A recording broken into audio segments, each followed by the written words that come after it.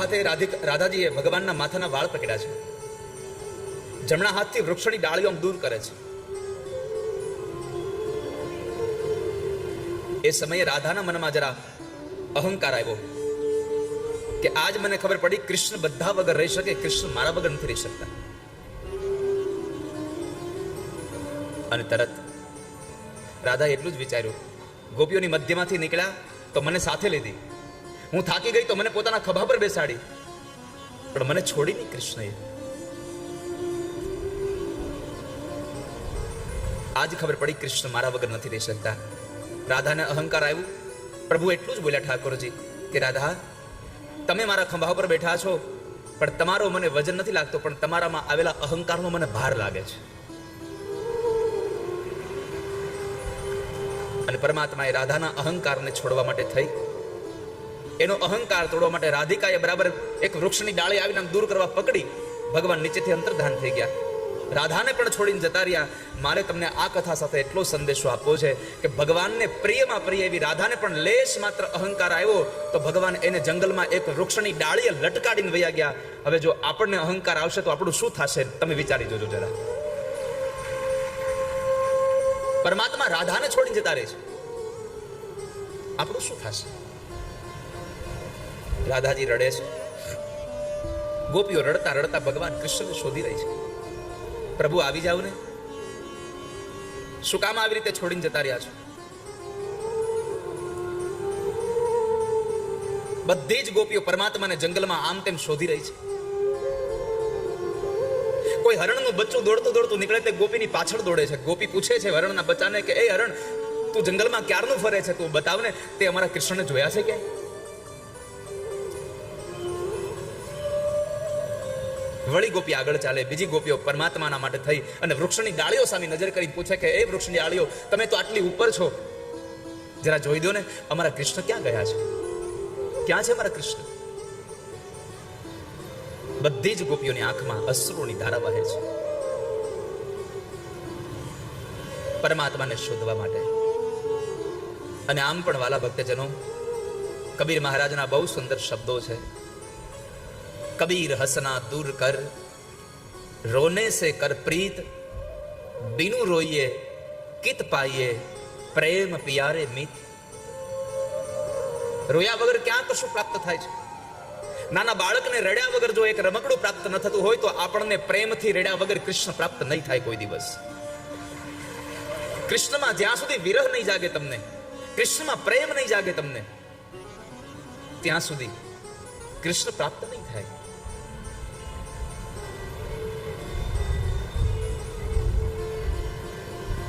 ગોપીઓ ચાલતા ચાલતા નીકળેમાં બરાબર એક સ્ત્રીના રડવાનો અવાજ સાંભળ્યો. બધી જ ગોપીઓ દિશામાં ભણી જાય છે. જ્યાં જઈને જુએ તો રાધાજી હતા. રાધાને નીચે ઉતાર્યા. રાધાને પૂછ્યું. રાધાએ પોતાની આપવીતી કીધી, બેન ખબર નહીં મારાથી શું ભૂલ થઈ, પણ કૃષ્ણ મને અહીંયા આ વૃક્ષની ડાળીએ લટકાવીને જતા રહ્યા છે. પછી રાધાજીને સાથે લીધા અને રાધાને સાથે લઈ અને કૃષ્ણને શોધે છે. એક ગોપીએ કહ્યું કે બેન એક વાત કહું, ચાલો આપણે યમુના કિનારે જઈએ. બીજી ગોપી પૂછે છે કે બેન, કૃષ્ણ તો જંગલમાં ગયા છે, આપણે યમુના કિનારે જઈને શું કરીશું? આપણે યમુના કિનારે જઈને ગીતો ગાશું. અરે આ સમય ગીત ગાવાનો છે? કૃષ્ણ આપણને છોડીને જતા રહ્યા છે અને આપણે ગીત ગાશું? ગોપીએ કહ્યું, બેન તમને યાદ છે સખી, આપણે પાણી ભરવા જતા હતા ત્યારે ગીત ગાતા હતા, ત્યારે કૃષ્ણ આપણી પાછળ પાછળ દોડતા હતા. મને એમ લાગે છે કે આપણે જો યમુના કિનારે જઈને ગીત ગાશું ને તો કૃષ્ણ આપણા માટે આવી જશે પાછા. ચાલો ને જઈએ, આપણે ત્યાં જઈએ. બધી ગોપીઓ યમુના કિનારે જાય છે. એક સફેદ વસ્ત્ર બિછાવી ચારેય બાજુ ગોપીઓ બેસી જાય છે અને સૌથી પહેલો સંકલ્પ કર્યો કે કૃષ્ણ તમે નહીં આવો, કદાચ સવારનો સૂર્ય ઉગી જાય અને અમારા ઘરમાં અમારા પતિને ખબર પડી જાય કે મારી સ્ત્રી અડધી રાત્રિએ જંગલમાં ગઈ હતી અને એ વાતને લઈ અને અમારો ત્યાગ કરી દે તો કૃષ્ણ અમે જીવી લેશું, પણ તમે છોડીને વ્યા જાશો તો અમારાથી જીવન નહીં જીવાય. હવે અમે તમને પ્રાર્થના કરીએ છીએ, કૃષ્ણ આવી જાઓ, તમે નહીં આવો ત્યાં સુધી અમે નહીં જઈએ. અને ત્યારે એક એક ગોપી પોતાના અંતરમાં રહેલો જે કનૈયા પ્રત્યેનો પ્રેમ છે એ ભગવાનને વ્યક્ત કરતા ગાતે છે. 19 ગોપીઓ પોતાનો પ્રેમ ગાયો અને એ પ્રેમ ગાયાનું જે ગીત બન્યું, એ ગીતનું નામ પડ્યું છે ગોપી ગીત. ભાગવતનો 10મો સ્કંદ એ ભગવાનનું હૃદય છે. અને એ હૃદયમાં પણ જો કોઈ પ્રાણ હોય તો એ રાસ પંચાધ્યાયી છે. ગોપીઓ પરમાત્માને સંબોધન કરે છે. જયતિ તેધિકમ જન્મના વ્રજ શ્રયત ઇન્દિરા શશ્વદત્રહી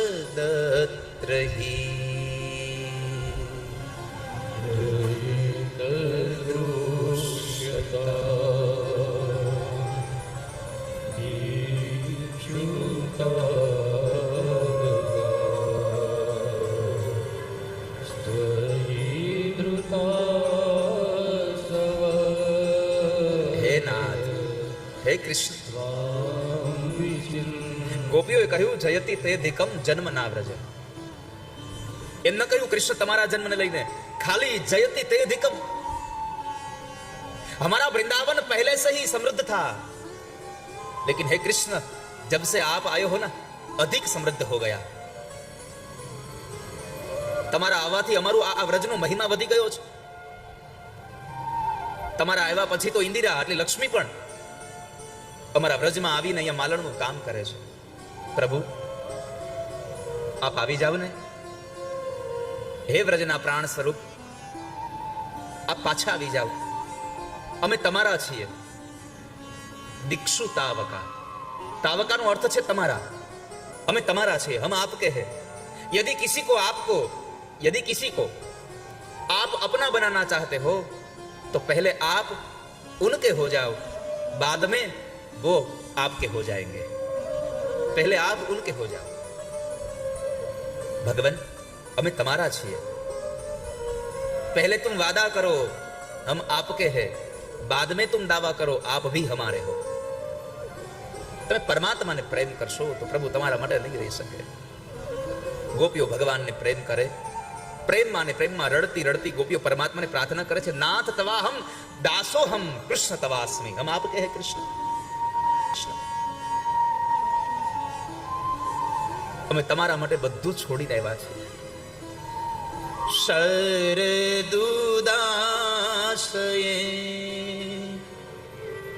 સાધુ જાતસ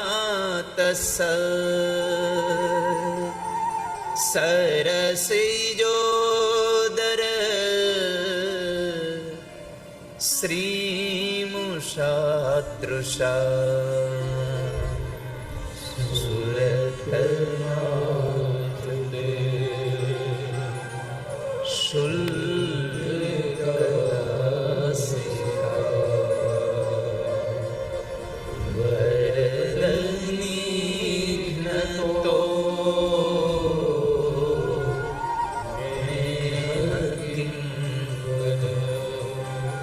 ભગવાન તમે કહેશો તો તમારા ચરણની શુલ્ક દાસી બનીને રહીશું. મેં સુરતનાથ તે शुल्क दासी का. आप जो कहेंगे वही हम करेंगे. प्रभु તમે જેમ કહેશો એમ કરવા તૈયાર છે, પણ આવી જાવ ને. તમે તમારા શસ્ત્રોથી નથી માર્યા, પણ તમારી આંખના બાણે અમને માર્યા છે.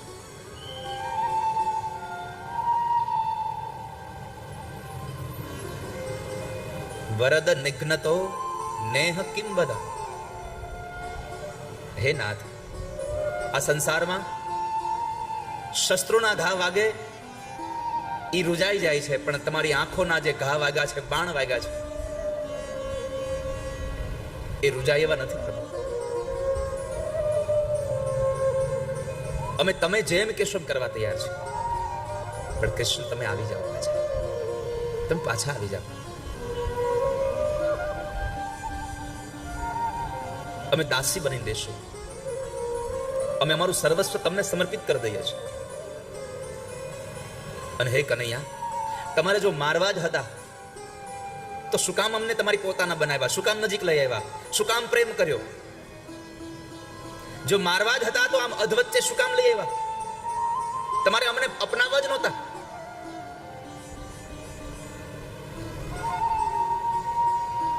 પ્રભુ, અમે તમારા છીએ.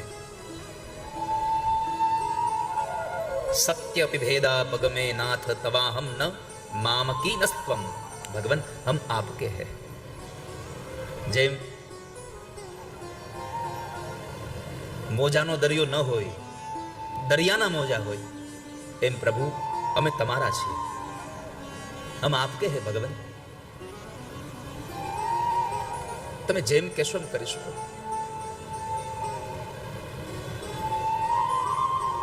हम आपके हैं, हम आपके हैं.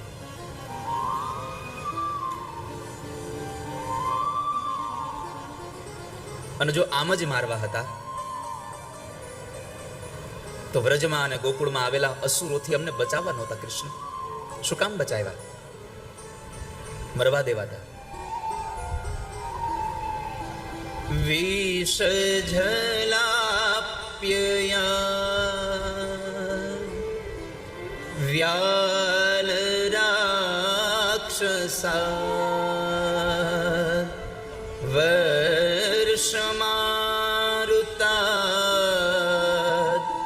વૈદ્યુતાનલા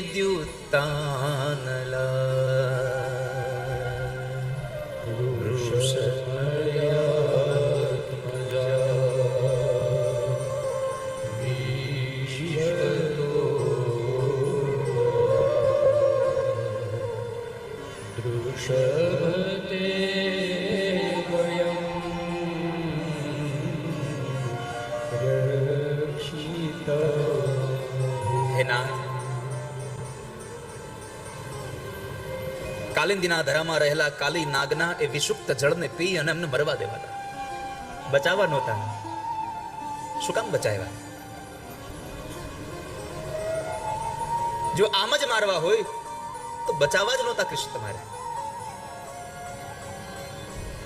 પ્રભુ આવી જાવ ને. અમે તમારા વગર મરી જશું. અમે તમારા વગર મરી જશું. એક ગોપીએ તો ભગવાનને જરા આમ આમ ઠપકો આપીને ડરામણ હાથ બનાવ્યા છે. પ્રભુ તમે નહીં આવો તો અમે બધાને કહી દેશું હો. પરમાત્માએ જરા પૂછ્યું, કારણ કે પ્રભુ ક્યાંય દૂર હતા નહીં. ભગવાન તો ન્યા જ હતા. એક ગોપીના ચુંદડીના છેડાની પાછળ ઠાકોરજી સંતાયેલા હતા. તાસામ તદસૌ ભગમદમ વિક્ષમાનમ ચ કેશવ પ્રશમાય પ્રસાદાય તત્રે વાંદર ધીય. તત્રે વાન તત્રેવ ક્યાં જતા પરમાત્મા? ક્યાંય ગયા જ નથી. પણ બસ આપણી આંખોની આગળ માયાનો પડદો આવી જાય એટલે પ્રભુ દેખાતા બંધ થઈ જાય છે. એ માયાનો પડદો હટી જાય તો પ્રભુ ક્યાંય દૂર જ નથી, અહીંયા જ છે. પણ આપણને આપણા દીકરાઓનો પ્રેમ, આપણા પતિનો, આપણી પત્નીનો, આપણા મા બાપનો, આપણા સંસારના લોકોનો, આપણી સંપત્તિનો, આ બધો જ મોહ એટલો બધો આગળ આવી જાય છે, કશું દેખાતું જ નથી.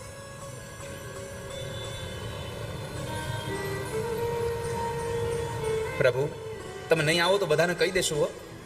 ભગવાને પૂછ્યું શું કહી દેશો તમે બધાને? ગોપી જવાબ આપે છે, ન ખલુ ગોપિકા નંદનો ભવાન અખિલ દેહિના અંતરાત્મદ્રુવ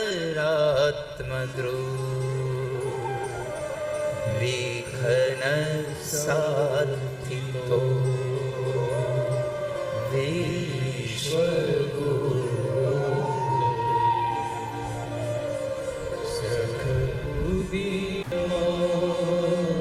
પ્રભુ આપ આ સંસારમાં ગુપ્ત રીતે પ્રગટ થયા છો. વિશ્વ તો ગુપ્ત એ આપ ગુપ્ત રીતે પરમાત્મા આ સંસારમાં પ્રગટ થયા છો. અને જો તમે આ સંસારમાં ન હો તો આ સંસારના કોઈ જીવની તાકાત નથી કે તમારા વગર જીવી શકે આ સંસાર. પ્રભુ તમે છો એટલે જીવીએ છીએ અમે. તમારા વગર જીવવું કેમ અમારે? તમે નહીં આવો તો બધાને કહી દેશો, હો તમે કનૈયા નંદ બાબાના દીકરા નથી, ખાલી યશોદાના દીકરા નથી, તમે નખલુ ગોપિકા નંદનો ભવાન, તમે કેવળ ગોપીઓના કાન નથી, રાધાના શ્યામ નથી.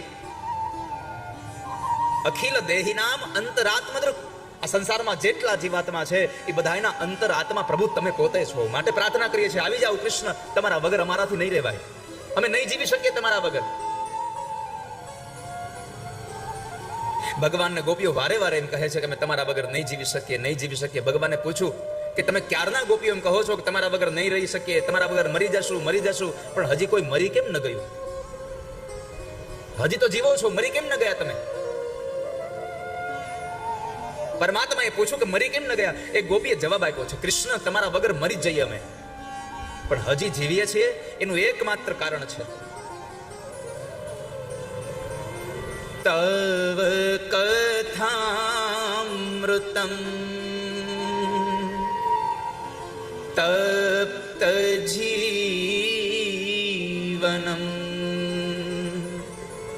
કવિભીરીડિતમ કલ્મષાપહમ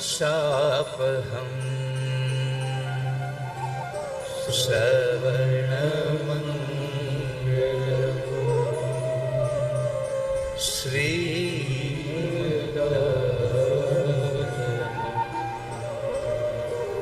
ભુવિ ગૃણન્તે તે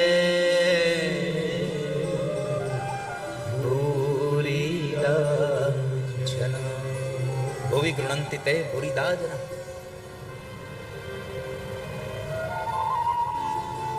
પ્રભુ અમે તો ક્યારનાય મરી ગયા હોઈએ, પણ હજી જીવીએ છીએ એનું એકમાત્ર કારણ છે, અમને જીવતા રાખવાનું સાધન તમારી કથા છે. તમારા કથાથી અમે જીવીએ છીએ. તવ કથામૃતમ તપ્ત જીવનમ, તમારી કથા અમને જીવાડે છે, અમૃત સમાન છે. એક એક પછી એક ગોપીઓ પરમાત્માને પ્રાર્થના કરે કે તમે જેમ કહેશો તેમ કરીશું, તમે જે આજ્ઞા કરીશો તે કરીશું. આ ગોપીઓના પ્રેમની વાત આપણને નહીં સમજાય.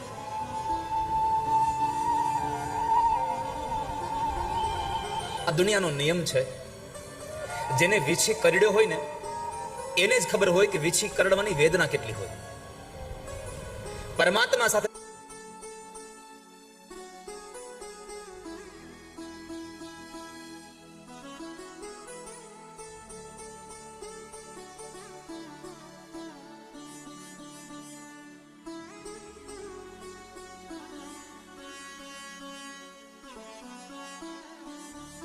જેને પ્રેમ થયો હોય એને જ ખબર હોય કે પરમાત્માના પ્રેમમાં વિયોગ થાય ત્યારે એ સંયોગની ઈચ્છા કેટલી હોય.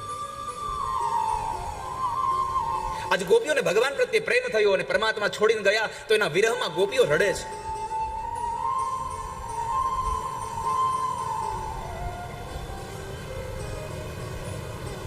પ્રભુ આવી જાવ ને, તમે જેમ કહેશો એમ કરીશું. અમે અમારું સર્વસ્વ તમને સમર્પિત કરી દેશું, પણ તમે પાછા આવી જાઓ કૃષ્ણ. તમે બધાને પ્રેમ કરવા વાળા છો. તમને ખબર છે, જ્યારે તમે ગાયો ચરાવવા જાવ ને ત્યારે તમને જોયા વગર અમારો એક એક ક્ષણ કેટલો લાંબો સમય લાગે મને. સવારથી લઈને સાંજ સુધી અમારી આંખો તમારી રાહ જુએ છે. ભાગવતજીમાં એક જગ્યાએ લખ્યું છે કે ગોપીઓ પરમાત્મા બ્રહ્માને, આ સૃષ્ટિના સર્જન કરતા બ્રહ્માને ઠપકો આપે છે કે તમે આ મનુષ્ય શરીર બનાવ્યા, પણ આ મનુષ્ય શરીરમાં આ આંખો બનાવી તો ભલે બનાવી, પણ આંખોની આગળ આ પાપણ શું કામ મૂકી? ગોપીઓ પરમાત્માને નિરખતી હોય અને આ પાપણનો જે ઝબકારો, પાપણનો જે પલકારો થાય અને પાપણ વચમાં આવે ને તો ગોપીઓ બ્રહ્માને ઠપકો આપે છે કે પરમાત્માના દર્શનમાં અમને આ પાપણો અડચણરૂપ બને છે. શું કામે આપી આ પાપણો? તમે કલ્પના કરી શકો આ વાત ઉપરથી કે ગોપીઓ પરમાત્માને જોવા માટે કેટલી લાલાયિત હશે, પોતાના પ્રિયતમને મેળવવા માટે કેટલી આમ લાલાયિત હશે.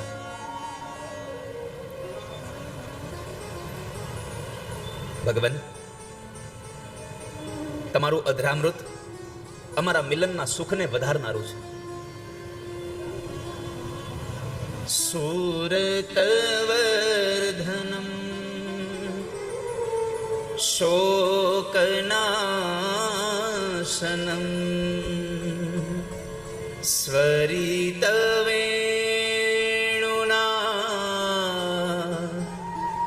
સુષ્ઠુ ચુંબિતમ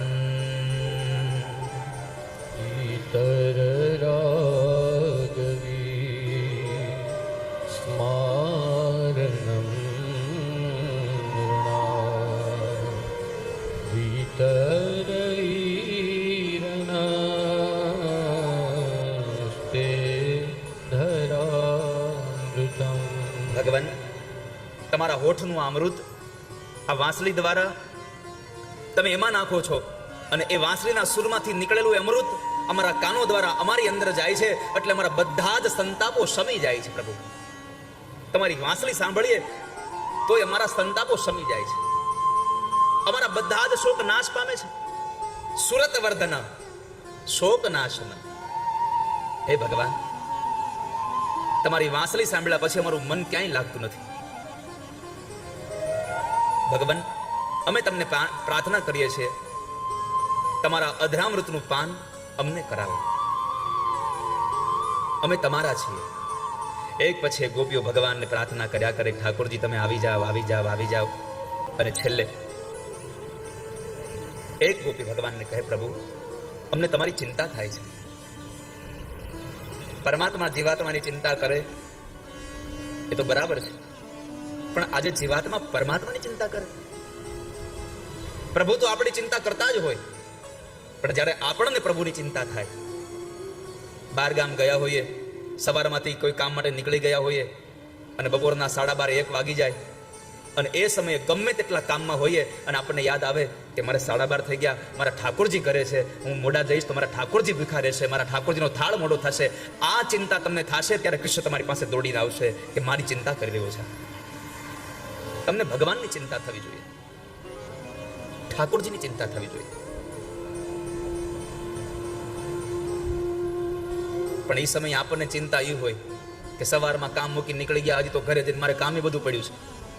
આપણને કામની ચિંતા થાય છે, પણ જે દિવસે એ કામના નાશ કરનારા કૃષ્ણની ચિંતા થશે ત્યારે તમારી બધી જ ચિંતાઓ દૂર થઈ જશે. જે દિવસે તમને કૃષ્ણની ચિંતા થશે, પ્રભુની ચિંતા કરો. ગોપી કહે છે, ભગવાન,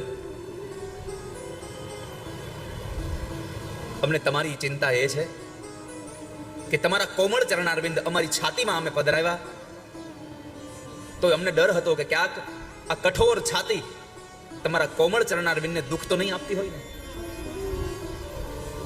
જો અમારી છાતી તમને દુઃખ આપતી એટલી ચિંતા હોય તો અમને ચિંતા એ સતાવે છે, કૃષ્ણ તમે ઉઘાડા પગે આ અંધારાની અંદર જંગલમાં ચાલો છો, આ જંગલના કાંટા અને કાકરા તમને યાતના નહીં આપતા હોય. અંતરના ભાવ સાથે અમે તમને પ્રાર્થના કરી છે, કૃષ્ણ આવી જાઓ, પાછા તમે પાછા આવી જાઓ. ગોપીઓના અંદરમાંથી જે ભાવ નીકળ્યો અને એ ભાવ સાથે અહંકાર તો ખાલી સૌભાગ્યનો જ હતો. આ કથામાં સૌથી મોટો ઉપદેશ એ પણ છે કે પરમાત્મા પ્રત્યે તમને પ્રેમ થાય એનો પણ તમને ક્યારેય મદ ન ચડવો જોઈએ. બાકી ગોપીઓને ખાલી તાસામ તદ સૌભગમદમ, પોતાના સૌભાગ્યનો અહંકાર જાગ્યો હતો કે હું ભાગ્યશાળી છું, કૃષ્ણ મારી સાથે રમ્યા. આ વાત ઉપરથી આપણને સંદેશો મળે છે કે પરમાત્માએ આપણને આપેલી કોઈ પણ ઐશ્વર્ય હોય, કોઈ પણ આવડત હોય, કોઈ પણ વિશિષ્ટ પ્રકારે પરમાત્માએ આપણા પર કૃપા કરી છે, એનો પણ આપણને મદ ન થવો જોઈએ. બસ આપણને એટલું જ થવું જોઈએ કે પ્રભુ મારી પાસે કરાવી રહ્યા છે, પ્રભુએ મને નિમિત્ત બનાવ્યો છે. જે દિવસે તમને કોઈ વસ્તુ કર્યાનો અહંકાર થઈ જશે ત્યારે બધું જ તમારું પુણ્ય ક્ષીણ થઈ જશે. માટે અહંકાર ન કરશો ક્યારેય. પ્રેમ ગલી અતિ સાંકરી ઉનમે દો ના સમાય. કાં તો જીવનમાં કૃષ્ણ રહે અને કાં તો જીવનમાં અહંકાર રહે, બે એક સાથે નહીં રહે. એક મ્યાનમાં બે તલવાર ક્યારેય. આજે પરમાત્મા એ ગોપીઓના પ્રેમને વશ થઈ અને ઠાકોરજી ફરી પાછા એ ગોપીઓની મધ્યમાં આવ્યા છે. મધ્યમાં આવી અને પરમાત્મા બિરાજ્યા છે. ગોપીઓના મનમાંથી અહંકાર લુપ્ત થયો એટલે ભગવાન પધાર્યા. આવતાની સાથે પરમાત્માએ કહ્યું, ગોપીઓ શું ઈચ્છા તમારી સંપન્ન કરું? ગોપીઓએ પહેલી વાત કરી, પ્રભુ અધૂરો રાસ સંપન્ન કરાવો મારો. તમે જે રાસ મૂકીને ગયા હતા એ રાસ સંપન્ન કરાવો પ્રભુ. બીજી વાત, આજ ગયા તો ભલે ગયા, હવે ક્યારે જશો નહીં અમારી પાસેથી હો. તમે જતા રહેશો ને તો ગોપીઓ તમારા વિયોગમાં હવે નહીં જીવી શકે. અમે તમને પ્રાર્થના કરીએ છીએ, આપ હવે જશો નહીં ક્યારેય. પરમાત્માએ ગોપીઓ સાથે રાસ રચાયો, ગોપીઓની ઈચ્છા સંતોષ પમાડી.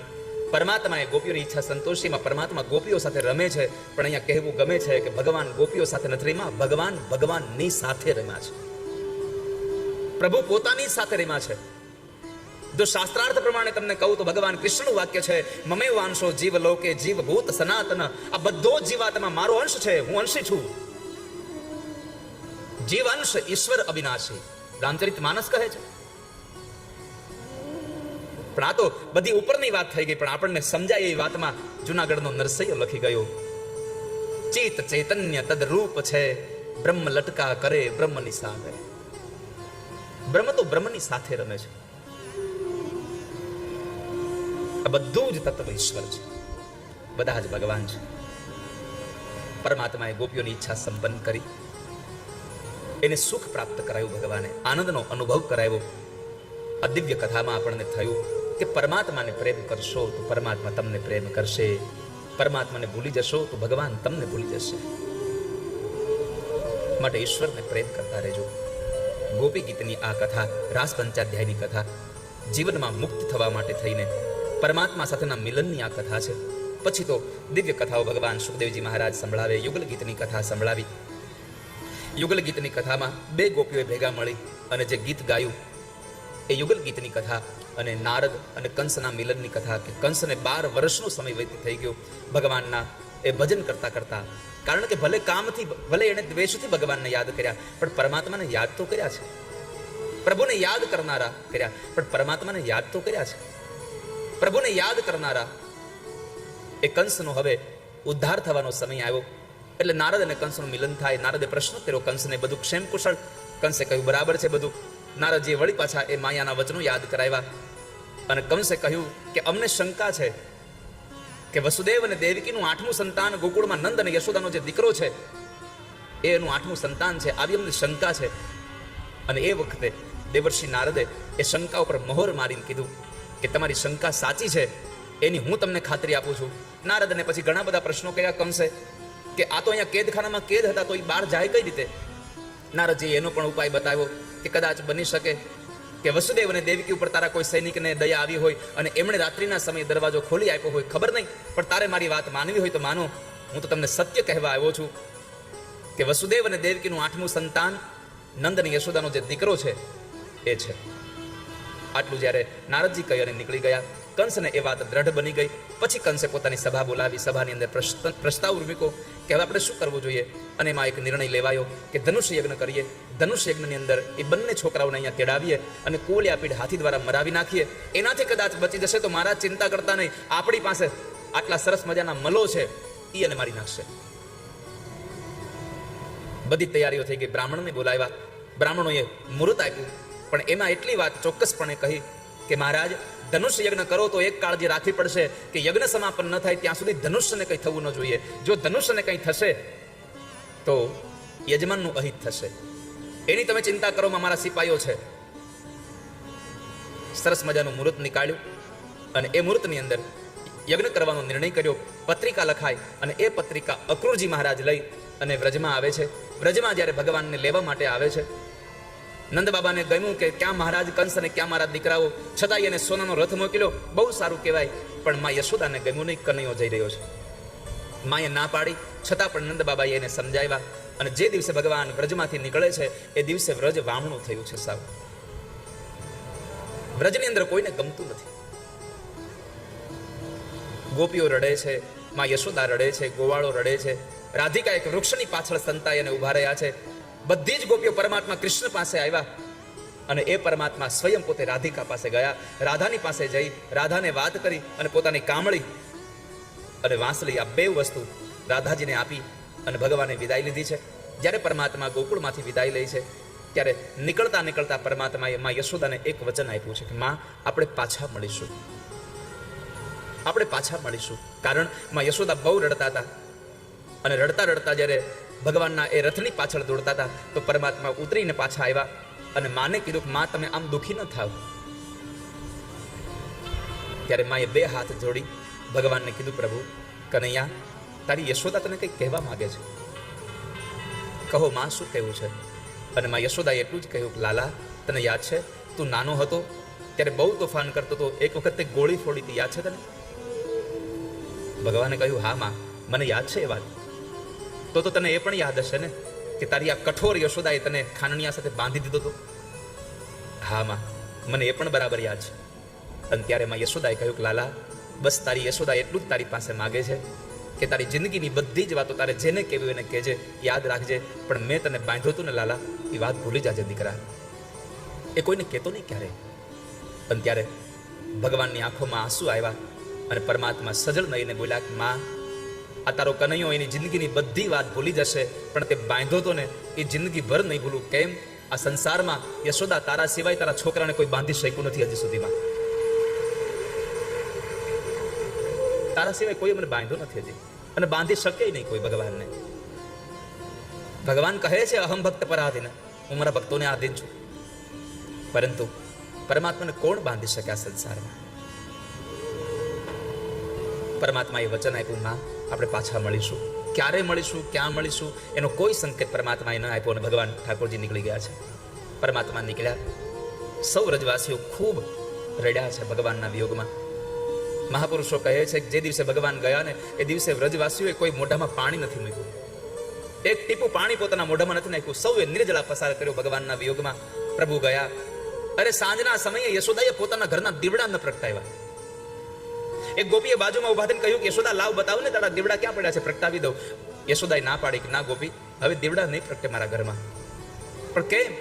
તો કહે છે કે હું તો દીવડા એટલે પ્રગટાવતી હતી કે સવારથી લઈ અને સાંજ સુધી મારો કનૈયો ગાયો ચરાવવા વયો ગયો હોય, મેં સવારથી સાંજ સુધી મારા લાલાનું મોઢું ન જોયું હોય, એટલે સાંજ પડે અને કનૈયો આવે ને એનું મોઢું જોવા માટે હું દીવડા પ્રગટાવતી હતી. આજ કનૈયો જ વયો ગયો, હવે દીવડા પ્રગટાવીને મોઢું કોનું જોવું મારે? હું કોનું મોઢું જોવા જાવ? જે ઘરમાં બાડો ને બોબડો એકેય દીકરો ન હોય એ ઘરમાં છતે દીવે ધબક અંધારા હોય. માં યશોદા રડે છે. સ્થિતિ સાવ બદલાઈ ગઈ છે માની, વ્રજ વામણું થઈ ગયું છે સાહેબ. પ્રભુ નીકળી ગયા એટલે પરમાત્મા ગયા છે.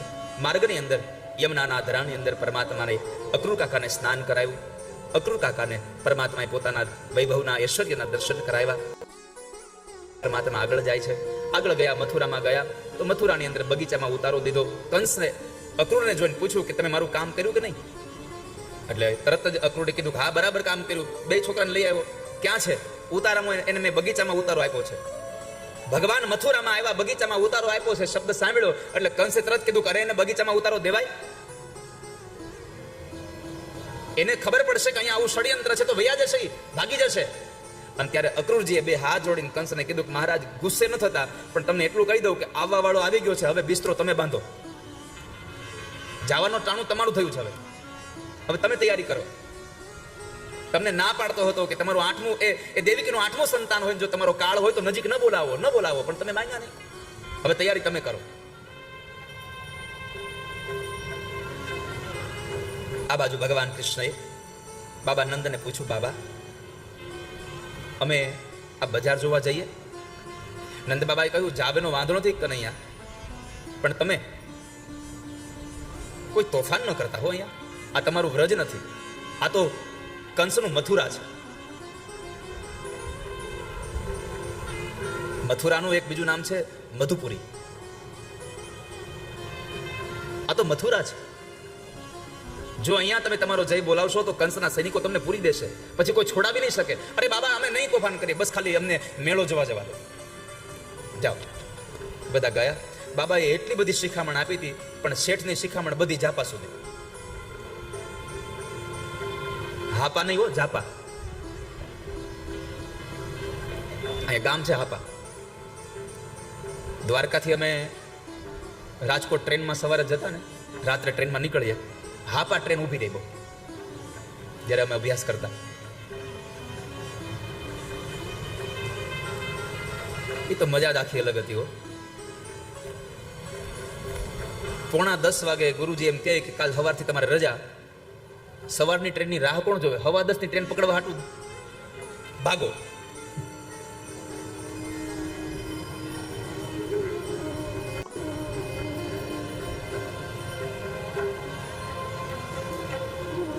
પરમાત્મા નીકળ્યા છે આ મથુરાની બજારમાં. જેવા મથુરાની બજારમાં નીકળ્યા, આ છાના મના રે, સૂર્ય કોઈ દી કોઈનાથી છાબડે ઢાઈકો રે. જેવા નીકળ્યા ચાલુ કર્યું, વૃંદાવન વિહારી લાલ કી. મથુરા વાળાના કાન ચમકા. આ કંસનો જઈ આપણે હાલતો તો આ વૃંદાવન વાળો કોણ આવ્યો? જ્યાં બજારમાં જોવા નીકળે ત્યાં તો આ તો નંદ બાબાનો છૈયો આવ્યો છે. આખા ગામમાં વાત પ્રસરી ગઈ હો. બધી જ સ્ત્રીઓ પોતાના ઘરના ઝરૂખામાં ઊભી રહી છે, કોઈ આંગણામાં ઊભી રહી છે, ખાલી હાથે નહીં, દૂધ દહીં માખણ લઈને ઊભી રહી છે. જેવી ભગવાનની આમ ટોળી નીકળે નીચેથી, ગોપીઓ બધા જ દ્રવ્યો નાખે માથા પર, બધાના કપડા બગાડ્યા. એક ગોવાળીએ કહ્યું, કનૈયા આ મેલા કપડા મેળો કરવા જવાના? આ મેલા કપડે મેળો કરીશું? કપડાની કઈક વ્યવસ્થા તો કર. ભગવાને કીધું, એલા હું તો શહેરમાં પહેલી વાર આવ્યો છું, 11 વર્ષ ને 52 દિવસે પહેલી વાર અહીંયા શહેરમાં આવ્યો છું, પણ જરાક જોઈએ આગળ ક્યાંક વ્યવસ્થા હશે તો. એમાં બરાબર રાજનો ધોબી કપડાનું પોટલું લઈને નીકળ્યો. ભગવાને કહ્યું, હાલો વ્યવસ્થા થઈ ગઈ છે. બધાને લઈને ગયા. ધોબી કાકાને ચારેય બાજુથી ઘેરી વળ્યા. ધોબી કાકા વચ્ચે છે, બે બાજુ ભગવાન કૃષ્ણ અને એ બાજુ દાઉ દાદા ઉભા રહી ગયા. ભગવાને સૌની બધાને ઓળખાણ આપી. ધોબી કાકા નમસ્તે, આ મારા મોટા ભાઈ દાવ અને હું એનો નાનો ભાઈ કનૈયો, નંદ યશોદાનો છૈયો. આ તમારા ગામમાં અમે આવ્યા, પણ આ તમારા ગામની સ્ત્રીઓએ અમારા કપડા બગાડ્યા, જરાક કપડા આપો ને. ધોબી જરાક મારી જેમ કાને બેરો, ઓછું સંભળાય. એટલે ધોબીએ કહ્યું કે જરાક જોરથી બોલ, સંભળાણું નહીં. ભગવાને એની વાત જોરથી કાનમાં કરી તો ધોબી પાછો બોલ્યો કે જરાક ધીરે બોલ, હાવ બેરો નથી હું. પરમાત્માએ ઓળખાણ આપી એટલે પછી ધોબી પોતાનું મંતવ્ય આપે છે, ઓળખો ઓળખો તને. પેલી સ્ત્રીઓના ઘરમાં જઈને તું માખણ ચોરતો ઈ જ ને? પેલી સ્ત્રીઓના કપડા હરણ કરી લીધા હતા ઈ જ ને તું? ગામડાના ગવાર ભગવાનને ન બોલવાના શબ્દો બોલે છે. આ રાજના કપડા છે, રાજના કપડા પહેરવા હોય તો રાજમાં જન્મ લેવો પડે, નેહડામાં નહીં.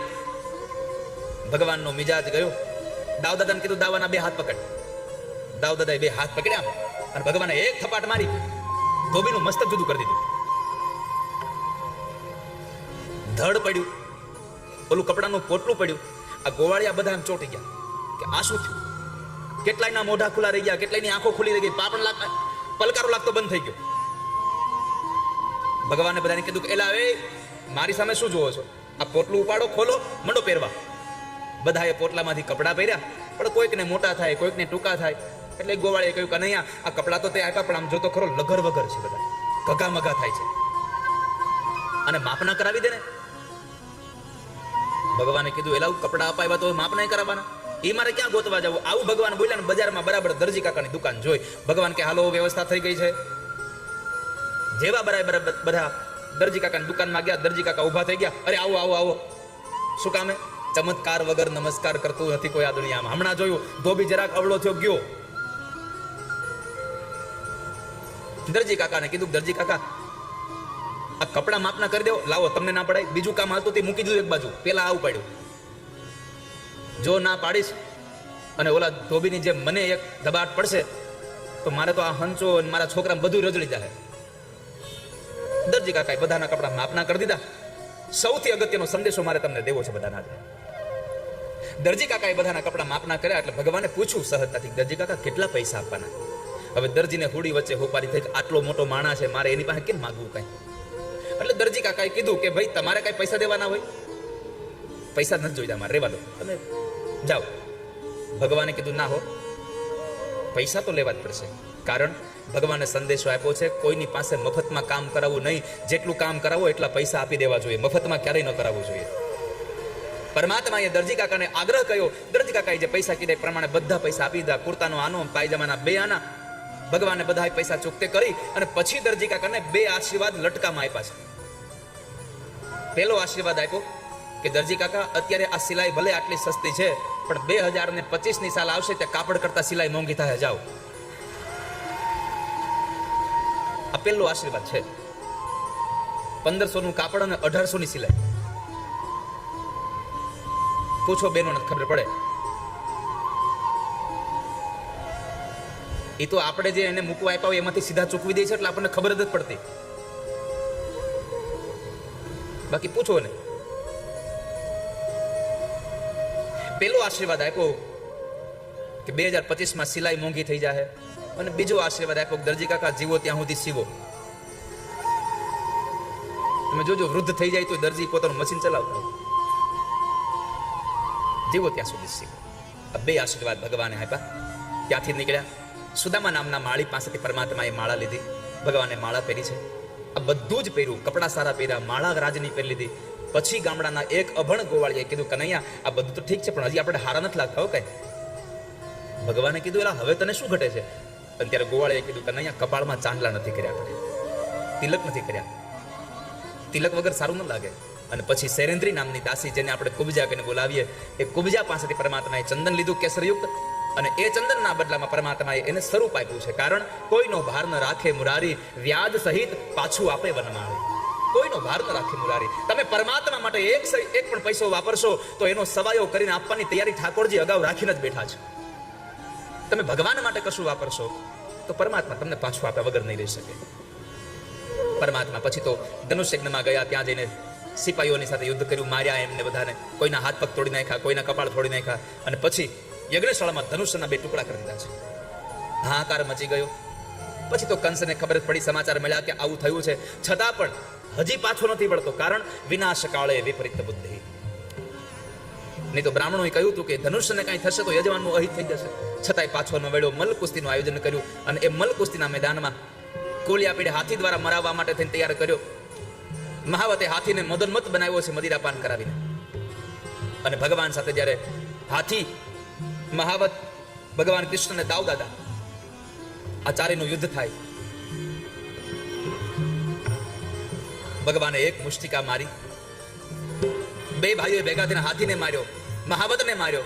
આ બેયને માર્યા, અને એ સમયે જેટલા લોકો ત્યાં ઉભા હતા એ બધા કંસનો જઈ નહોતા બોલાવતા. વૃંદાવન વિહારી લાલ કી, દાઉજી મહારાજ કી. વૃંદાવન વિહારી લાલ નો જય. કનૈયાની હારે જેટલા વ્રજવાળા હતા એ બધા જય બોલ્યા. મથુરાવાળા હજી અદબ પાડી બેઠા છે.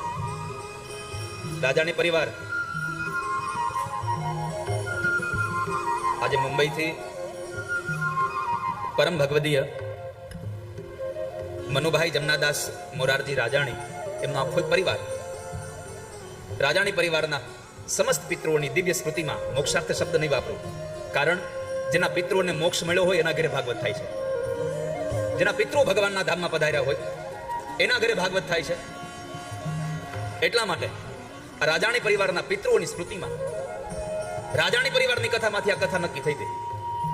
બેન જ્યારે રાત્રે કથામાં આવ્યા હતા અને ત્યારે મને વ્યાસપીઠે કહ્યું હતું કે અમારો એક મનોરથ છે, ઠાકોરજી અમને પણ તમારી પાસે એક કથા સંભળાવડાવે. અને એ મનોરથ આજે સંપન્ન થવા જઈ રહ્યો છે. 5 જાન્યુઆરીથી લઈ અને 11 જાન્યુઆરી 2026 સુધી મુંબઈમાં વિલે પાર્લે વેસ્ટમાં કથા છે, જલારામ હોલમાં. અને એનું શ્રીફળ લેવા માટે આ પરિવાર, એનું મુહૂર્ત લેવા માટે થઈને, ભગવાનને આમંત્રણ આપવા માટે થઈ સંજયભાઈ, કેતનભાઈ, સંતોકભાઈ, આખો પરિવાર અહીંયા જ્યારે આવ્યા છે. એકવાર ખૂબ તાળીઓના તાલથી એમને વધાવીએ.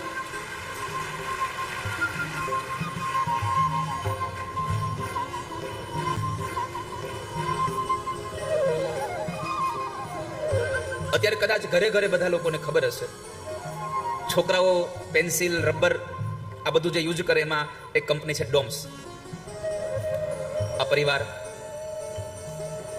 એ કંપનીનો માલિક છે. એમના ઘરે આપણી ભાગવતજીની કથા છે. ભગવાનને અહીંયા બેઠેલા તમામ વૈષ્ણવોને પ્રાર્થના કરું છું કે તમારા અંતરના ભાવ સાથે ભગવાનને પ્રાર્થના કરજો. આ પરિવારનું આયોજન નિર્વિઘ્ને અને ખૂબ દિવ્ય રીતે સંપન્ન થાય એવી ભગવાન એમને બળ આપે.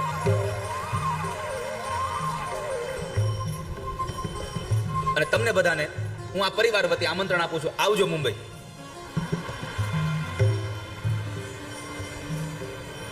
બાદલભાઈ, તમારે તો આવું જ પડશે, તમારી કથામાં આવ્યા હતા તો. બાદલભાઈએ પણ બેનને કહ્યું કે આપણે જો કથા જ કરવી હોય તો દાદા પાસે આપણે કરાવીએ તો સારું રહેશે. અને બેનનો પણ સંકલ્પ હતો કે એ કથા હું એમને સંભળાવું. અને એ જાન્યુઆરી મહિનામાં ઉત્તરાયણના થોડા દિવસ પહેલા આ કથા છે, એનો દિવ્ય લાભ લેવાનો છે. તમે કદાચ જો મુંબઈ ન આવો, તમને ન હદતું હોય મુંબઈ આવો તો એ લોકો વ્યવસ્થા કરશે, આપણે ક્યાં કરવાની છે. પણ તમે કદાચ ત્યાં ન આવી શકો તો ટેલિવિઝનના માધ્યમથી ઘરે બેસીને પણ આ રાજાણી પરિવારની કથા સાંભળીને એના આશીર્વાદ આપજો. ભગવાન એનું મંગલ કરતા રહે. તો જેટલા વ્રજવાસીઓ હતા એ બધા ભગવાનની હારે હતા. એટલે ભગવાનને જ્યારે હાથીને અને મહાબતને માર્યા તો એનો જયકાર કર્યો એટલે બધા વ્રજવાળા બોલ્યા. મથુરાવાળા હજી અલગ વાળીને બેઠા છે. હજી મથુરાવાળાને ખાનગી કાનમાં કહી દઉં છું કે અમારા વ્રજવાળાઓની હારે ભળી જાઓ, બાકી મથુરાવાળાઓ તમારી ખેર નથી. અમારા કનૈયાની આંખ ત્રાસી થશે તો મજા નહીં આવે. એટલે અદબ ખોલી નાખો, હાથ બાંધી દે તો ખોલી નાખો અને એકવાર ભાવથી કનૈયા સાથે વૃંદાવન વિહારી લાલ કી. સીધી આંગળીઓ ઘી ન નીકળે તો પછી એને આમ બતાવવું પડે ખેર નથી. હે નાથ, ચાણુર ને મુષ્ટિક આવે છે. અધ્યાત્મ જગતમાં કામ અને ક્રોધ છે. આ બંને જણા કામ અને ક્રોધ આવ્યા છે ભગવાનની સામે. ભગવાનને કહે છે કે એ છોકરાઓ અમારી હારે યુદ્ધ કરો.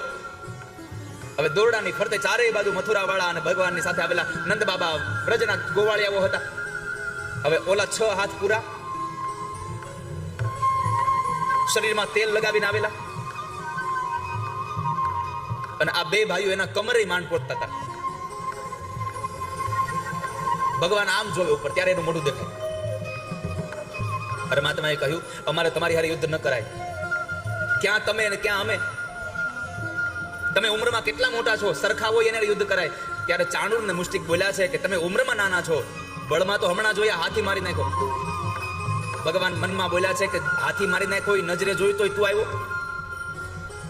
ઘણા આવા હોય, જોયા પછી પાછા ન વળે. ઘણા પકડી લઈને પછી મૂકી ન શકે. પરમાત્માએ બહુ સમજાવ્યા પણ ન સમજ્યા. ચાણુર ને મુષ્ટિક ભગવાનને ક્રોધ અપાવવા માટે બોલ્યા છે કે તમે તમારી માનું દૂધ પીધું હોય તો અમારી હારે યુદ્ધ કરો. ભગવાનની આંખનો રંગ બદલી ગયો. જશોદાના ધાવણને લલકાર્યું. બીજી બાજુ દોરડાની બાજુ આગળ ઉભરેલા નંદ બાબાનો જીવ તાળવે ચોટે છે કે હમણાં અમારા છોકરાઓને ક્યાંક કરી નાખશે. બાબાને ચિંતિત જોઈ અને ભગવાને દાવ દાદાને કીધું કે દાવ આ બેયને ઊભા રાખજો, હમણાં આવ્યો. ભગવાન દોડતા દોડતા બાબા પાસે ગયા. બાબાને કહે છે બાબા ચિંતા ન કરશો. બાબાએ કહ્યું ના કનૈયા, ચાલો આપણે જતા રહીએ, નથી રહેવું આપણે અહીંયા, આપણે નથી લડવું એની સાથે, હાલો ચાલો જતા રહીએ. ભગવાને કીધું બાબા હવે રણ મેદાન નહીં મુકાય, મલકુસ્તીનું મેદાન મૂકીને બહાર નહીં નીકળાય. કેમ? તો કહે છે કે અમે એને ના પાડી કે ભાઈ અમારે તમારી હારે યુદ્ધ નથી કરવું, નથી લડવું. તો એને એમ કહ્યું કે તમારી માનું દૂધ પીધું હોય તો અમારી હારે યુદ્ધ કરો. તો બાબા હવે જરાક બતાવી દઈએ કે જશોદાના ધાવણમાં તાકાત કેટલી છે ને.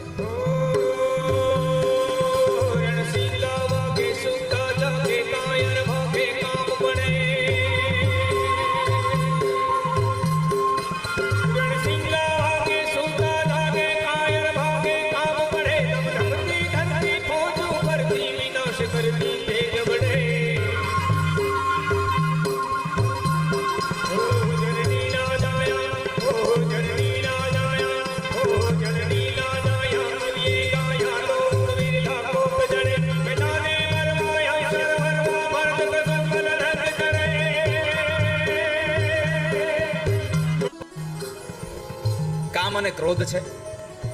કામને આત્મવિદ્યાનું પ્રતીક દાવ દાદા મારે છે અને ક્રોધને સ્વયં પરમાત્મા મારે છે. બંને ભાઈઓને ભગવાને, બે ભાઈઓ ભેગા થઈ અને ચાણુર અને મુષ્ટિકનો ઉદ્ધાર કર્યો. સલ ને તોસલ તો દોરડા ઠેકીને ભાગ્યા છે. અને પછી પરમાત્મા ભગવાન સ્વયં ઠાકોરજી દાવ દાદાને સાથે લઈ અને મંચ ઉપર ચડ્યા છે, જ્યાં કંસ સિંહાસન ઉપર બેઠો છે. ઢોલ નગારા શરણાઈઓ વાગી રહ્યા છે, શરણાઈઓ ફૂંકાઈ રહી છે, શંખ વાગી રહ્યા છે, ઝાલરનો ઝણકાર આવી રહ્યો છે. કંસના સૈનિકો હતા હો. કંસના એ મલોને તાન ચડે એટલા માટે ઢોલ નગારા વગાડતા હતા. પણ ભગવાને એને માર્યા. પરમાત્મા મંચ ઉપર ચડી અને દોડતા દોડતા કંસ પાસે જાય છે, એટલે કંસ પોતાની ખડગડામ ફેરવે છે. બંને ભાઈઓ નીચે નમી સીધા પગમાં પડ્યા. આ સમયે કંસને અભિમાન આવ્યું કે મારાથી ડરી ગયા એટલે મારા પગમાં પડ્યા, પણ એને ખબર નહોતી કે કૃષ્ણ મારો કાળ છે અને કાળ પેલો વેલો પગ જ પકડે, કાળ પગ પકડે. ભગવાને પગ પકડી અને સિંહાસન ઉપરથી નાખ્યો નીચે. જ્યારે મંચ ઉપર ઢસડે છે ત્યારે પણ ઢોલ નગારા શરણાઈઓ વાગે છે. એવા સમયે ઢોલ નગારા શરણાઈ વાગતા હતા, પણ કંસ માટે નહીં. કંસના સૈનિકોએ કંસને ઢસડાતા જોયો એટલે કંસ માટે વગાડવાનું બંધ કરીને હવે કૃષ્ણ માટે વગાડે છે. આપણો છોકરો પ્રાઇમરી સ્કૂલમાં ભણતો હોય અને એમનું એન્યુઅલ ફંક્શન હોય અને એ ફંક્શનમાં એમણે પાર્ટિસિપેટ કર્યું હોય અને જ્યારે એ પરફોર્મન્સ આપવા માટે મંચ ઉપર જાય, દાદા દાદી મમ્મી પપ્પા પરિવારના સભ્યો એ બધા જ ફંક્શનને એટેન્ડ કરવા માટે સાથે ગયા હોય. જ્યારે તમારો છોકરો એક હિન્દી ગીત ઉપર અથવા તો બીજા કોઈ પણ ગીત ઉપર જ્યારે પરફોર્મન્સ આપવાનો હોય અને એ સ્ટેજ ઉપર જ્યારે એ નૃત્ય કરતો હોય ત્યારે તમે શું કરતા હો?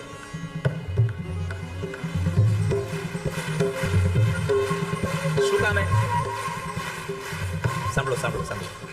શું કામ તાળીઓ વગાડો છો? દીકરાને ઉત્સાહ મળે એટલા માટે, એ દીકરાને આમ આપણી ભાષામાં પોરો ચડે એટલા માટે. તો તમારો દીકરો નૃત્ય કરે તો એને તમારે પોરો ચડાવવો હોય એટલે તમે તાળીઓ વગાડો છો. તો કલ્પના તો કરો, આજે અખિલ બ્રહ્માંડનો નાયક એક અસુર કંસને મારે છે. આવો કૃષ્ણને આપણે પોરો ચડાવીએ.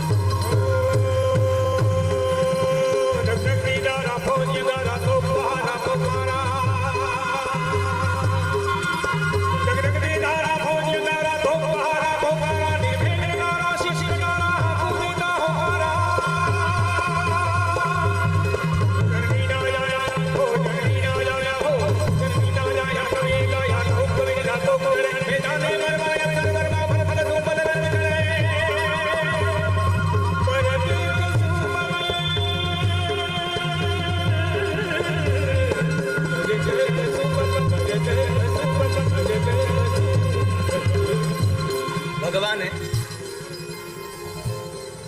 કંસને સ્ટેજ ઉપર ધસડે છે, પરમાત્મા ઉદર ઉપર બેસી જાય છે. ડાબા હાથથી ભગવાને આમ વાળ પકડ્યા, જમણી હાથની મુષ્ટિકા તૈયાર કરી અને આ સમયે કંસ એક બહુ સુંદર સંદેશો ભગવાન કૃષ્ણને આપે છે. આ દુનિયામાં ક્યારેય કોઈ માણસ ખરાબ નથી હોતો, માણસની પરિસ્થિતિ માણસનું વ્યક્તિત્વ બદલી નાખે છે.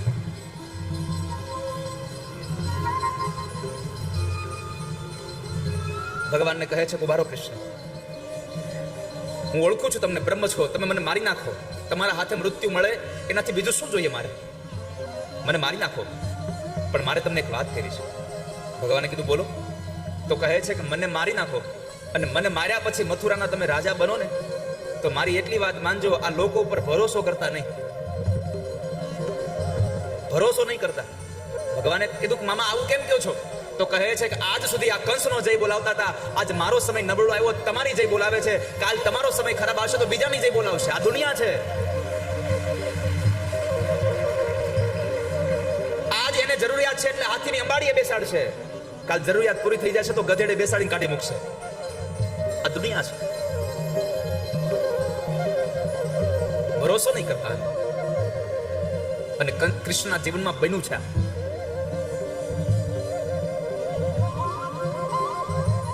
જ્યારે જરાસંધે 17 વખત ચડાઈ કરી અને 18મી વખત આવે છે ત્યારે મથુરા વાસીઓએ કીધું કે કૃષ્ણ તમે અહીંયા છો ને એટલે અમારા બધાનો પ્રાણ સંકટમાં છે, તમે વયા જાઓ ને. અને પછી ઠાકોરજી મથુરા છોડીને આપણા દ્વારિકામાં આવ્યા છે.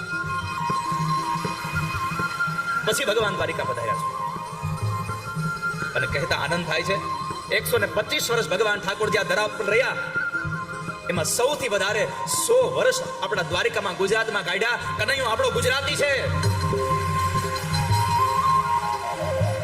ગુજરાતી છે.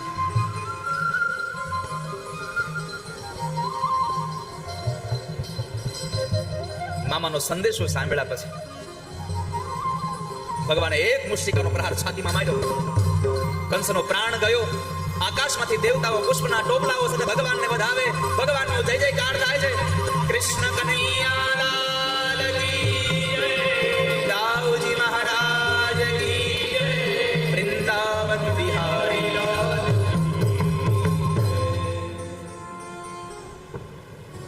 મથુરામાં કંસ વધ થયો. અધ્યાત્મ જગતમાં મથુરા એટલે શરીર, કંસ એટલે અભિમાન. આ શરીર રૂપી મથુરામાં જો અભિમાન રૂપી કંસ મરે તો જ આ મથુરા નગરીમાં પ્રેમ રૂપી કૃષ્ણ પોતાનું પદાર્પણ કરે. તો પ્રેમ આ સંસારમાં આ જીવનમાં આવે. ભગવાને કંસનો ઉદ્ધાર કર્યો. ત્યાર પછી પરમાત્મા ત્યાંથી આગળ નીકળ્યા અને આગળ જઈ વિશ્રામ ઘાટે ભગવાને વિશ્રામ લીધો. યમુનાના કિનારે વિશ્રામ ઘાટ નામ થયું. ત્યાંથી આગળ ગયા. કારાવાસમાં જઈ માતા પિતાને મુક્ત કર્યા છે. અને એ માતા પિતાને મુક્ત કર્યા પછી ઉગ્રસેન મહારાજને મથુરાનું રાજ આપી દીધું છે. કૃષ્ણ જેવો કોઈ શાણો માણસ જ નથી થયો. આના જેવું રાજકારણ કોઈને આવડ્યું જ નથી. દુનિયામાં ગમે તે હોય, કૃષ્ણ જેવું રાજકારણ ના આવડ્યું. હવે તમે વિચારો કે કંસને માર્યા પછી પોતે રાજા બની શકતા હતા, પણ જેટલા લોકો કનૈયાને પ્રેમ નહોતા કરતા, કનૈયા પ્રત્યે ધૃણા હતી, એ બધાને કનૈયામાં પ્રેમ થઈ જાય એટલે એને ઉગ્રસેન મહારાજને રાજા બનાવી દે. તમે રાજા બની જાય. બધા લોકો કૃષ્ણ પ્રેમ કરવા લાગ્યા. ઉગ્રસેન મહારાજને રાજગાદી આપી દીધી. થોડો સમય રહ્યો અને સમય પછી સાંદીપની ઋષિના આશ્રમમાં ભગવાન વિદ્યા અભ્યાસ માટે ગયા. નંદ બાબાને સૌને લોકોને વ્રજમાં વિદાય કર્યા. 64 દિવસ ભગવાન સાંદીપની ઋષિના આશ્રમમાં ભણ્યા અને 64 વિદ્યાઓને પરમાત્માએ પ્રાપ્ત કરી છે.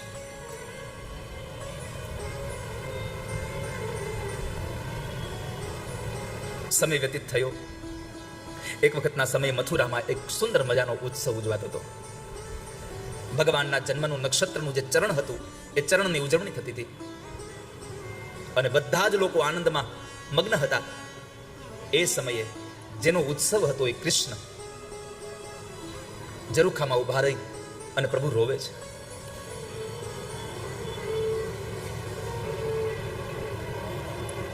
પરમાત્મા ઝરૂખામાં ઉભા ઉભા વૃંદાવનની વાટ તરફ જોઈ અને ઠાકોરજી રડે છે.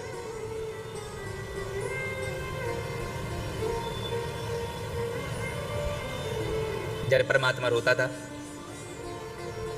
ઉદ્ધવજી ભગવાનને શોધતા શોધતા આવે છે.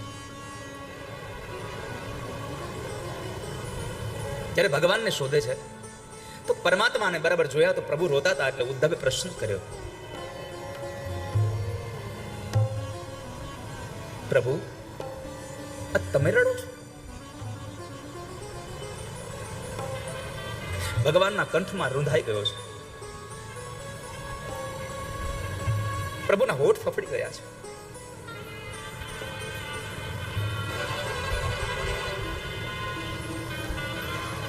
આંખમાંથી અશ્રુની ધારા વહે છે. ઉદ્ધવે પ્રશ્ન કર્યો, પ્રભુ તમે રડો છો? ભગવાને જવાબ આપ્યો કે ના ઉદ્ધવ, હું રડતો નથી, મને કોઈક રડાવે છે. પ્રભુ તમને કોણ રડાવ્યા સંસારમાં? કોની તાકાત છે તમને રડાવે? ઉદ્ધવ, આજે મને યશોદા યાદ બહુ આવે છે. આજે મને મારું ગોકુળ યાદ બહુ આવે છે. મને મારા વ્રજવાસીઓ, મારી ગોપીઓ, મારી ગાયો, મારા મિત્રો, આ બધા મને યાદ બહુ આવે છે. વાલા ભક્તજનો, જ્યારે જ્યારે પરમાત્માને માં અને વ્રજવાસીઓને યાદ આવીને ત્યારે ત્યારે પ્રભુ રોયા છે. ત્યારે કૃષ્ણ રોયા છે બહુ. ઉદ્ધવ જ્ઞાનની મૂર્તિ છે એટલે એના મગજમાં આ વાત બેસતી નથી કે પ્રભુ તમે રોવો છો. ઉદ્ધવે કીધું ચાલો તમને વ્રજવાસીને યાદ આવી, આપણે જઈ આવીએ. ના ઉદ્ધવ, હું વ્રજમાં આવીશ તો વ્રજવાસીઓ મને પાછો નહીં આવવા દે.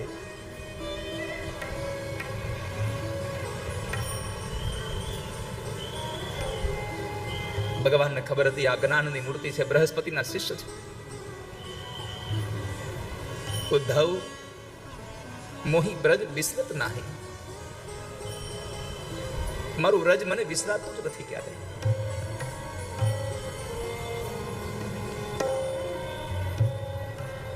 વૃષ્ણિનામ પ્રવરો મંત્રી કૃષ્ણસ્ય દયિતા સખા શિષ્યો બૃહસ્પતિઃ સાક્ષાત ઉદ્ધવો બુદ્ધિસત્તમઃ.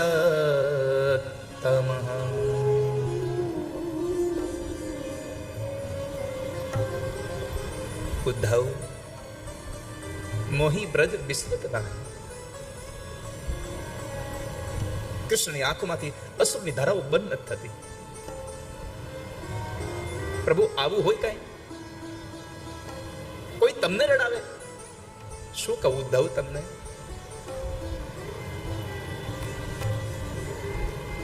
ભગવાનને થયું આમ નહીં સમજે. ભગવાન કહે છે ઉદ્ધવ તમે મને જે જ્ઞાન આપો છો ને એ જ્ઞાન તમે જાઓ ને મારી ગોપીઓને કહ્યા હો, તમે વ્રજવાસીઓને કહ્યા હો. મારો સંદેશો વ્રજવાસીઓને દયાવો ને.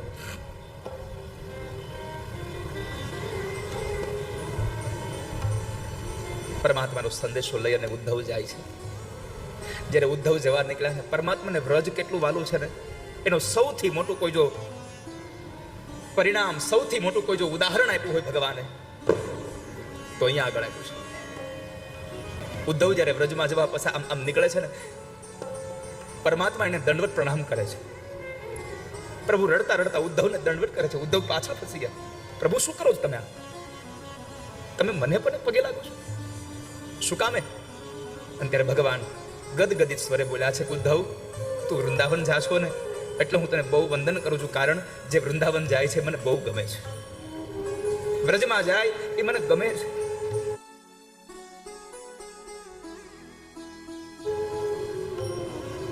ઉદ્ધવ મારી માને સંદેશો આપજે. ઉદ્ધવ મારી રાધાને સંદેશો આપજો, મારી ગોપીઓને સંદેશો આપજો. પ્રભુની આંખમાંથી અશ્રુની ધારાઓ વહ્યા જ કરે. વ્રજવાસીઓને યાદ કરી કરીને. અને વાલા ભક્તજનો એક વાત યાદ રાખજો, કેવલ કૃષ્ણની જ આ ગતિ છે એવું નથી, આવી દશા વ્રજવાસીઓની છે. કેવળ માં યશોદા રડે, ગોપીઓ રડે એવું નથી, અરે સ્વયં નંદ બાબા રડે છે. જ્યારે જ્યારે નંદ બાબાને કનૈયાની અતિશય યાદ આવે અને આંખમાંથી આંસુને રોકી ન શકે ત્યારે ગૌશાળામાં જઈને રડી લેતા હતા, કારણ જો ઘરે રડીશ તો યશોદા વધારે રડશે, એની દશા બગડી જશે.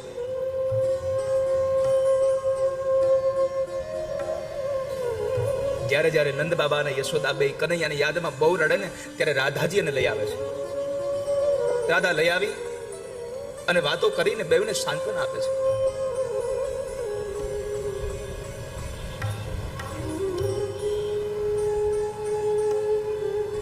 ઉદ્ધવજી મહારાજ સંદેશો લઈને જાય ત્યારે પરમાત્મા કહે છે, ઉદ્ધવ ઉભો રહે, તું આમને આમ જઈશ તો તને કોઈ નહીં આવવા દે. એક કામ કર, મારા જેવું પિતાંબર પહેરી લે. પરમાત્માએ પોતાના જેવું પિતાંબર ધારણ કરાવ્યું, પોતાના જેવી વૈજંતી માળાઓ ધારણ કરાવી અને ભગવાને ઉદ્ધવને મોકલ્યા છે. ઉદ્ધવ વ્રજમાં જાય છે.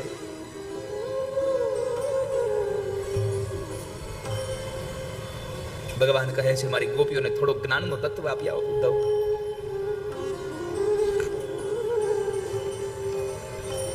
ઉદ્ધવ વ્રજમાં આવ્યા.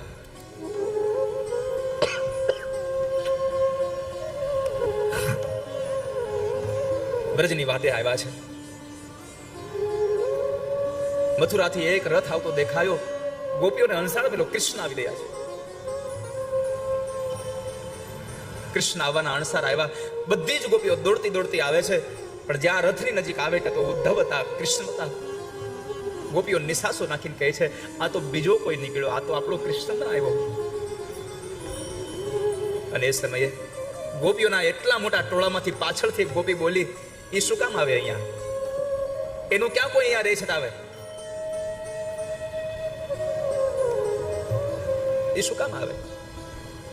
એને તો ત્યાં દાસ દાસીઓ સેવા કરે છે, આપણી ક્યાં એને યાદ આવે છે? ઉદ્ધવે પ્રશ્ન કર્યો, ગોપીઓ, નંદ ને યશોદાનું ઘર ક્યાં છે? એક ગોપીએ પૂછ્યું, ક્યાંથી આવો છો? મથુરાથી આવું છું. મથુરા વાળાઓને હવે શું બાકી રહી ગયું તું? અમારો પ્રાણ તો લઈ ગયા, હવે શું લેવા આવ્યા છો તમે અહીંયા? એક ક્રૂર આવ્યો તો, અક્રૂર ને ક્રૂર કઈ બોલાવ્યા છે ગોપીઓએ. એક ક્રૂર આવી અને અમારા કૃષ્ણને લઈ ગયો, હવે તમારે શું જોઈએ છે? મને બતાવો ને, નંદ ને યશોદાનું ઘર ક્યાં છે? નંદ યશોદાના ઘરનું સરનામું પૂછે. ગોપીઓ બતાવે છે કે જુઓ, પેલી નદી ચાલી આવે છે ને પાણીની, એના કિનારે કિનારે ચાલ્યા જાઓ, એ તમને યશોદાના ઘર સુધી લઈ જશે. ઉદ્ધવને સમજાયું નહીં કઈ. યશોદાના ઘરેથી નદી? એક ગોપીએ કહ્યું, આ સામાન્ય નદી નથી, આ યશોદાના આંસુડાની નદી છે. કૃષ્ણ ગયા ત્યારથી યશોદાની આંખમાં આંસુ છલકાયા છે. કૃષ્ણ ગયા ત્યારથી યશોદાની આંખમાં આંસુ બંધ નથી થયા. ગોપીઓની વાતો સાંભળી ઉદ્ધવ જાય છે. જ્યારે જ્યારે ઉદ્ધવની સાથે ગોપીઓ બેસે છે, ગોપીઓ પ્રાર્થના કરીને કહે છે, અમારું એક કામ કરશો? ઉદ્ધવ, આ વ્રજ કૃષ્ણ ગયા ત્યારથી સુમસાન થઈ ગયું છે.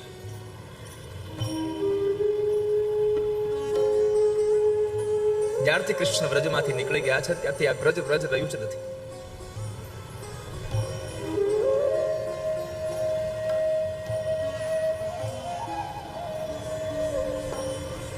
શ્યામ વિના વ્રજ સૂનું લાગે,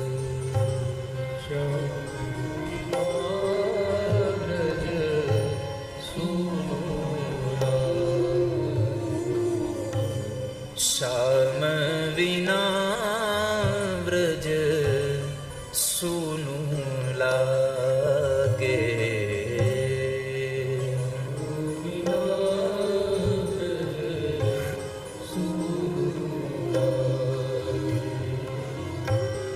ओधाम कौन भावे रे, ओधा कौन भावे,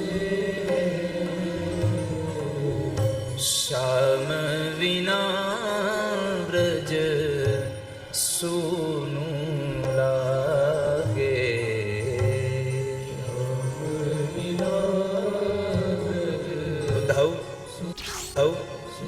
જ્યારથી કૃષ્ણ ગયા છે ત્યારથી અમને કઈ ગમતું નથી અહીંયા.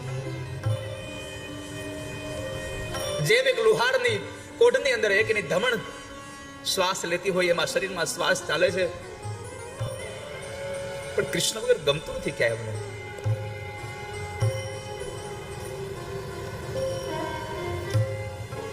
અમારો સંદેશો આપજો ને કૃષ્ણને. વિકટ દિશે છે યમુના કિનારો, વિકટ દિશે છે યમુના કિનારો, વસમો લાગે વન રાવણ સારો,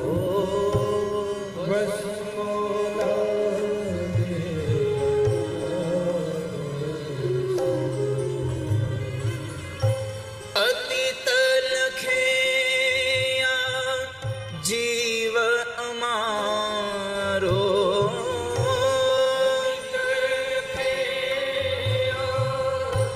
જીવ મોહન કોણ મિલાવે રે,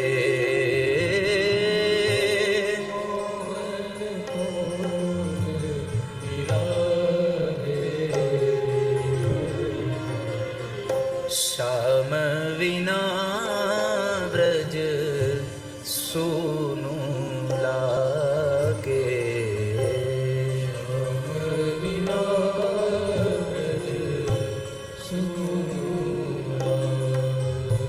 યમુનાના કિનારે જઈએ તો સાવ સુમસામ લાગે છે. આખું વનરાવન અમને સાવ ફીકું લાગે છે. અમારો જીવ એટલો વલખા મારે છે, કોણ અમને કૃષ્ણ મળાવશે? કોણ અમને મોહન સાથે મુલાકાત કરાવશે? કનૈયાની વાંસળીએ અમારા ચિત્ત ચોર્યા છે.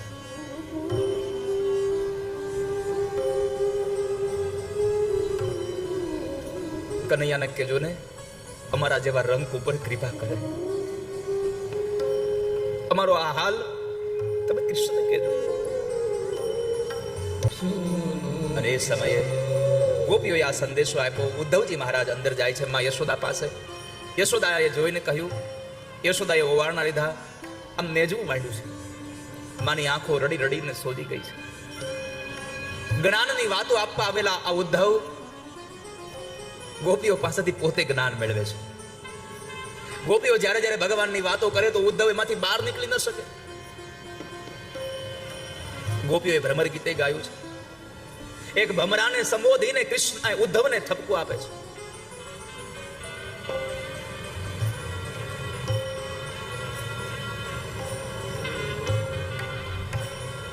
ફૂલ કહે ભમરાને, આ ફૂલ ભમરાને ઉપદેશ આપીને, સંબોધન કરીને ગોપીઓ જે વાત કરે ભ્રમર ગીત, પણ એક જગ્યાએ ઉદ્ધવને જો રડવા માટે મજબૂર કર્યા હોય તો માં યશોદાની એક વાત. ઓસરીના કોર ઉપર માં યશોદા સાથે ઉદ્ધવજી બેઠા છે. અને એ સમયે માં યશોદાએ કૃષ્ણના સમાચાર પૂછ્યા. ઉદ્ધવ, મારો કનૈયો તો મથુરાના મહેલમાં રહેતો છે નહીં? હા માં, કૃષ્ણ મહેલમાં રહે છે. માં આંસુડા સારથી સારથી પૂછે છે તો ત્યાં બહુ બધી દાસ દાસીઓ છે. હા માં, કનૈયાની સેવામાં બહુ બધા દાસ દાસીઓ છે. ઉદ્ધવ, મારો સંદેશો કૃષ્ણને આપશો? કહો માં, શું કહું? ઉદ્ધવ, કૃષ્ણને કહેજો ને મથુરામાં આટલા બધા દાસ દાસીઓ સેવામાં લાગેલા છે. જો એક આદી દાસીની જગ્યા ખાલી હોય અને તારું મોઢું જોવા મળતું હોય તો તારી માં યશોદા તારી દાસી બનીને મથુરામાં રહેવા તૈયાર છે. હું દાસી બની જઈશ જો કૃષ્ણનું મોઢું જોવા મળે. કલ્પના કરો વાલા વૈષ્ણવો, જે માએ પોતાને ખોળામાં સુવડાવીને ભગવાનને પોતાનું દૂધ પીવડાવ્યું હતું, એ માં પોતાના દીકરાનું મોઢું જોવા માટે એમ કહે કે હું દાસી બની જઈશ. શું પ્રેમ કર્યો છે વ્રજવાસીઓએ કનૈયાને. કૃષ્ણ એમને નથી રોયા. માના આ શબ્દોએ ઉદ્ધવની આંખોમાંથી આંસુની ધાર શરૂ કરી દીધી. માને કહ્યું, બસ માં, હવે વિશેષ કઈ ન બોલશું. 2-4 દિવસ માટે આવેલા ઉદ્ધવ મહિનાઓ સુધી વ્રજમાંથી નીકળી ન શક્યા કનૈયાના પ્રેમની વાતો સાંભળી સાંભળી.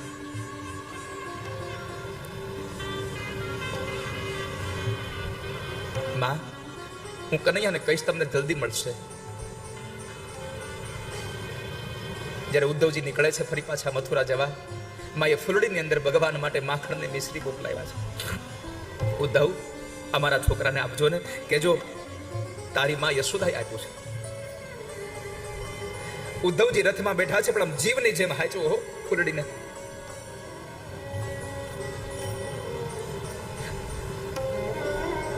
તત્વજ્ઞાનનો ઉપદેશ આપવા ગયેલા ઉદ્ધવ ભક્તિના રંગમાં પોતે દીક્ષિત થઈને આવ્યા છે.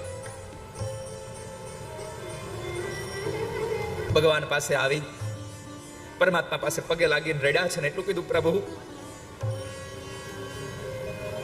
આપ સત્ય છો. આ સંસારમાં પ્રેમ સૌને રડાવે છે. આપ સત્ય છો પ્રભુ. બીજી મારી પ્રાર્થના, આ જન્મમાં કદાચ મારાથી કોઈ એવું તમને નારાજ થાય એવું કામ થયું હોય અને બીજો જન્મ મને માણસનો ન આપો તો કઈ નહીં, પણ જો હવે આ ધરતીમાં જન્મ આપવાના હોવ તો મને વૃંદાવનમાં જન્મ આપજો. વૃંદાવનમાં માણસ ન બનાવો તો કઈ નહીં, પણ ઠાકોરજી કોઈ ઝાડનું પત્તું બનાવજો જેના ઉપર તમારી ગોપીઓના પગની રજ પડે ને મારું જીવન સુધરી જાય, મારું જીવન ધન્ય થઈ જાય. ઉદ્ધવ, મોહે બ્રજ વિસ્તૃત નાહી. છેલ્લી વાત જ્યારે ઉદ્ધવ નીકળ્યા ને ત્યારે ગોપીઓને પૂછ્યું તું ઉદ્ધવે, ઉદ્ધવ કહે છે ગોપીઓ તમારે કઈ સંદેશો દેવો છે કૃષ્ણને? તમારે કઈ કેવું છે કૃષ્ણને? ગોપીઓ એટલું જ કહ્યું કે સંદેશો તો એને દેવાય જે બારગામ ગયા હોય. કૃષ્ણ ક્યાંય ગયા જ નથી, વ્રજમાં જ વસે છે. હજી કૃષ્ણ ક્યાંય ગયો જ નથી. તો તમે માનો છો કૃષ્ણ વ્રજમાંથી ગયા છે, અમે સ્વીકાર્યું જ નથી. કૃષ્ણ આજની તારીખે હજી વૃંદાવનમાં લોકો હજી પણ એમ કહે છે કૃષ્ણ ક્યાંય નથી ગયા. રાત્રિના સમયે રાસ રમવા હજી આવે છે. કૃષ્ણ ક્યાંય ગયા જ નથી.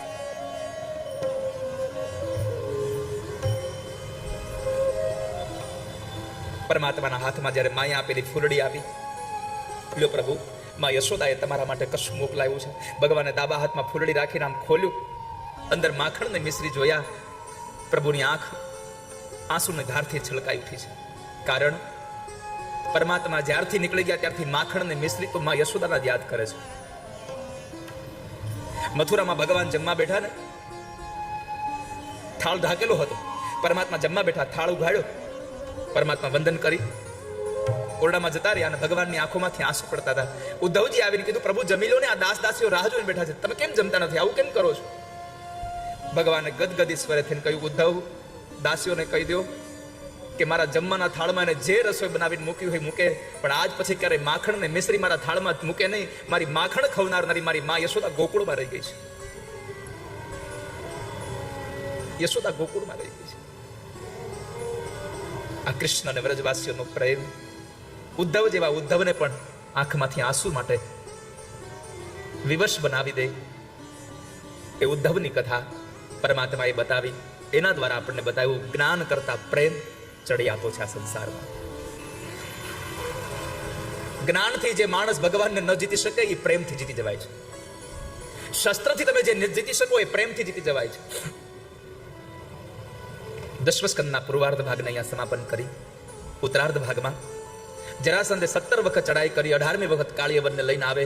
પરમાત્માએ મુચુકુંદ દ્વારા એ કાળિયવનનો ઉદ્ધાર કરાવી. ભગવાને નવી નગરી દ્વારિકાનું નિર્માણ વિશ્વકર્મા પાસે કરાવી.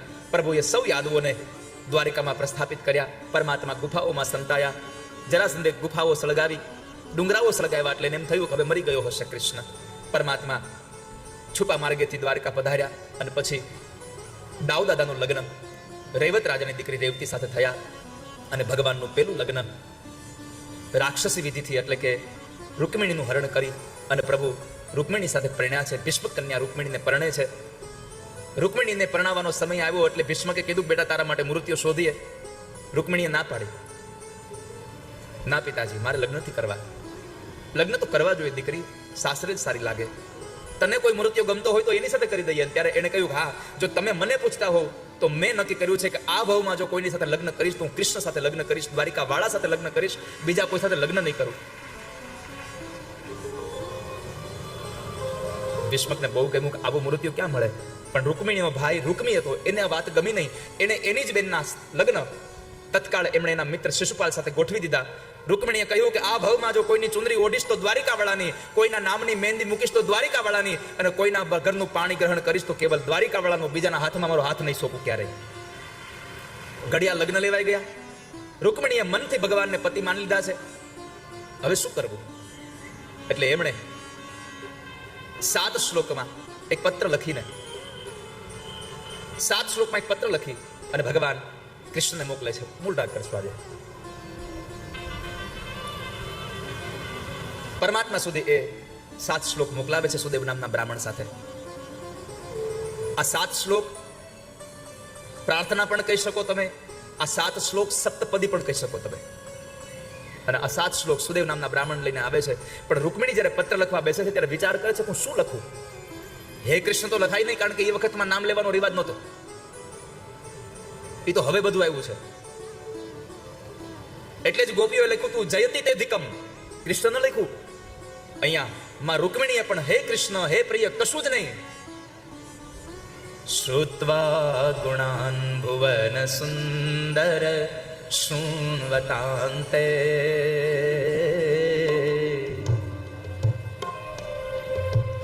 નિર્વિશ્ય કર્ણ વિવરે હરતોંગતાપમ રૂપમ દ્રશેમતામ અખિલાથલાભમ.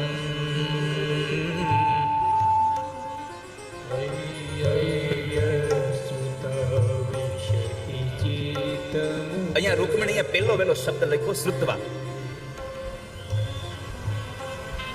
અને 4 સફેદ કરી દે. 4 માં જતા આપણે તો રૂકમણીએ શબ્દ લખ્યો શ્રુત્વા.